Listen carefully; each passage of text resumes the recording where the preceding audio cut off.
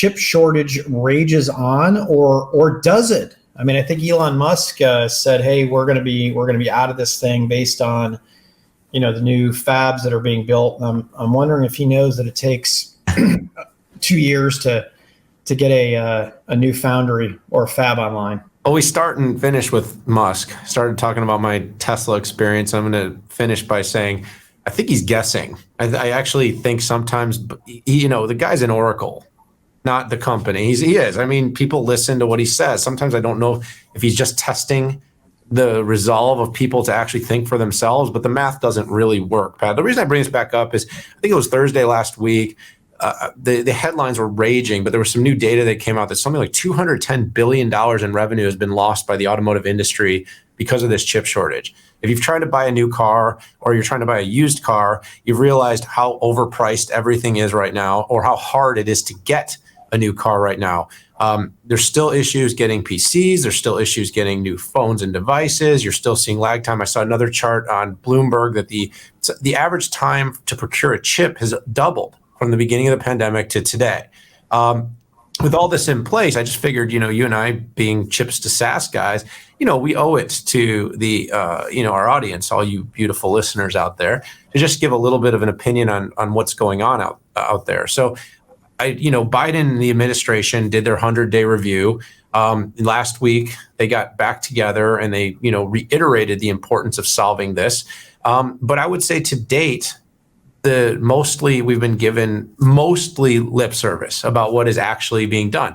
Now, what we are starting to hear from is real companies. We're hearing Pat Gelsinger and Intel talking about multiple, multi-billion-dollar investments to build new fabs. But anyone that knows about this, Pat, and you better than me, knows that this is not we're going to have a fab spun up next year. This is going to take many, many years to complete these fabs, to start getting to a point where we're going to have a real expansion in capacity.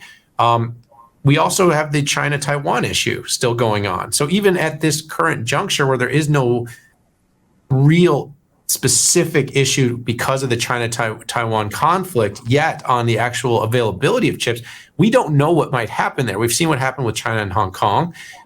It's certainly with Taiwan in such close proximity, and I believe we're down to, I think it's like 9% of chip production is here in the U.S., Pat. I'm, someone can check my fact there, but I think we're down from it was like 30 in 1990% of our manufacturing of chips was here. So we were always offshoring a lot, but we've offshored tons at this point. And now we're basically, in a situation where if something was to happen in Taiwan and with all these fabless, we would have a huge problem, a huge backup. I'd love to get you 2 minutes to weigh in because I know we got to wrap this baby up. Yeah, it's interesting how naive some people are on this topic, and it's a little frustrating because I think if you don't understand the problem, it's going to be really hard for you to solve the problem. And here I'll just leave one thing. People say, "Hey, just redesign this one part to go into a different process." What people don't understand is that takes millions of dollars and multiple people. You can't just take a part that was targeted for 28 nanometer and target it for 14 or target it for 10. It takes time to quote unquote shrink a design. And based on my chip experience, you always break something. So this is the latest misnomer and misunderstanding piece where it says, hey, we're not going to buy,